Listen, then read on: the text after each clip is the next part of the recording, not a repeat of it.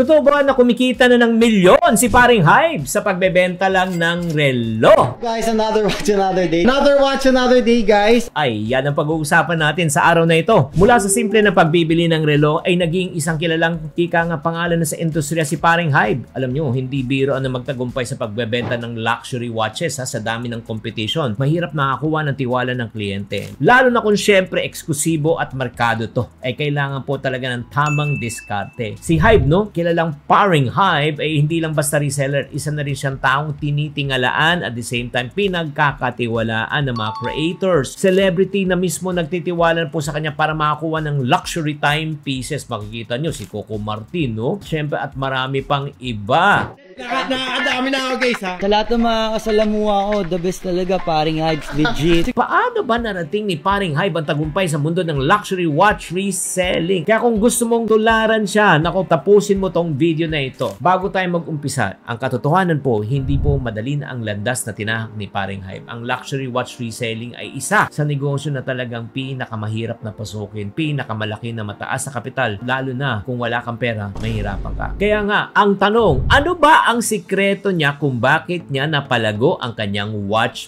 business? Number one, sikreto po niya, alam niya po kung ano ang kanyang passion. He turned his passion to become a profit. Kasi actually, bago siya nagbenta ng mga watches na yan, siya mismo ay nangongolekta. Siya mismo talaga ay mahilig sa sapatos at mga relo. Bago ka nagrelo, anong mga racket mo nun?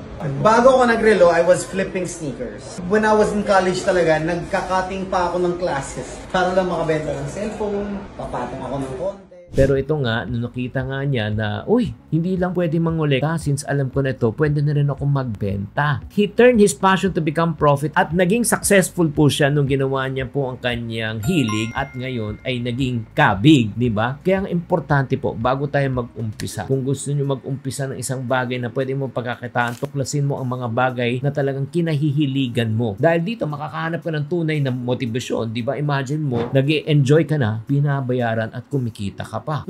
Pangalawa, magsimula muna sa maliit at pagplanuhan ang papasukin negosyo. Si Paring Hybe naman, hindi naman luxury watches agad na binenta. Sa umpisa lang, bumili siya ng mga tamang budget, no? Yung talagang low-end na mga watches, pinag-aralan niya yung merkado at dahan-dahan niya nag-upgrade po siya ng kanyang negosyo. At syempre, gumamit siya ng mga tools tulad ng, piso planner para maayos sa kanyang cash flow at financial planning. Tignan nyo to. Kaya mga ka-friendship, kung gusto nyo talagang mag-umpisa at tumulot kay Paring Hybe, mag-umpisa ka muna sa maliit. Yes, maliit na puhunan muna. Magtuto ka mag-ipon. Lalo na kung gusto mong magnegosyo, ang pinaka-first na business mo, wag mong uutangin. Dapat ito ay ipunin. Bakit hindi pwedeng utangin yung first na negosyo just in case na magkamali ka, na wala lang sa iyo yung pera mo? Hindi mo inutang at magbabayad ka pa ng interest. Does it make sense? Pangatlo, si Paring Hybe po ay nag-invest sa kaalaman. Alam nyo ba, nag-aral yan tungkol sa watches. Nagbasa ng libro yan tungkol sa pag-iipon. Nagbasa ng libro yan tungkol sa pagpapatakbo negosyo. Kasama ni dito yung mga books na sinulat po natin. Oo. Kaya nga mga friendship, ikaw mismo, kung gusto mo magtagumpay sa isang bagay, pag-aralan mo muna. Learn before you earn. Mas dadali ang iyong paglago kung alam mo kung iyong ginagawa. Kaya pag-aralan mo, mag-upgrade ka ng iyong sariling kaalaman. Pang-apat po, ay ito pa isang sikreto ni Paring Hybe, ba't siya naging successful? He built his reputation. Nakilala si Paring Hybe po sa kanyang mga relo at hindi lang yun. Every time pag nagbebenta siya, genuine or genuine.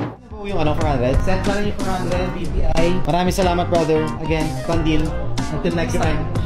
Message mo lang ako, friends naman na tayo sa Facebook. Isang taong tapat, maayos kausap at responsable sa bawat transaksyon. Kaya kung ikaw magnenegosyo, ang pinakapuhunan mo dito talaga ang iyong reputasyon, pangalan at tiwala sa mga kliyente. Kaya wag na wag po tayo masisira ng dahil lang sa pera. Tatandaan, taon ang binilang mo para buuin ang iyong reputasyon, pero isang segundo lang ang kailangan mo o isang maling desisyon ng kailangan mo para masira ang iyong pagkatao. And last but not the least, consistency and determination. Hindi overnight ang success ni Paring Hybe. Alam nyo ba, medyo matagal din po ang kanyang ginugol para siya ay magtagumpay. At may pagkakataon na habang ginagawa niya itong negosyong to, may pagkakataon na gusto niyang sumuko at umayaw. Pero pinaglaban niya kaya siya naging matagumpay. Kaya ang tagumpay, hindi biglaan. Kailangan po talaga ng sipag, tiyaga, consistency at determinasyon. Kaya nga sa isang video na ibinahagi ni Paring Hybe, habang siya po ay abala sa pakipag-deal na kanyang buyer, makikita at mapapansin niyo po ang piso planner sa tabi niya. Nakaka-proud po talaga. isa rin siyang certified iponaryo, kaya organisado at planado ang kanyang galawan. Sigurado ako mas malayo pang mararating niya dahil may prinsipyong siyang natutunan bilang isang iponaryo. Kaya naman mga kaiponaryo, kung gusto nyo rin magkaroon ng gabay na buuin yung inyong brand at maging organisado at maging matagumpay sa inyong finances, pwede na kayong mag-avail ng aking best-selling book bundle. At itong good news, sa lahat ng o-order ng best-selling book bundle, bibigyan ko kayo ng 2 free items. Itong piso planner nakikita nyo at bibigyan pa kita ng isang ipon box na makakaipon ka ng 60,000 pesos. Kaya ano pang hinihintay nyo? Click the link below na lang po or type BBB sa comment section.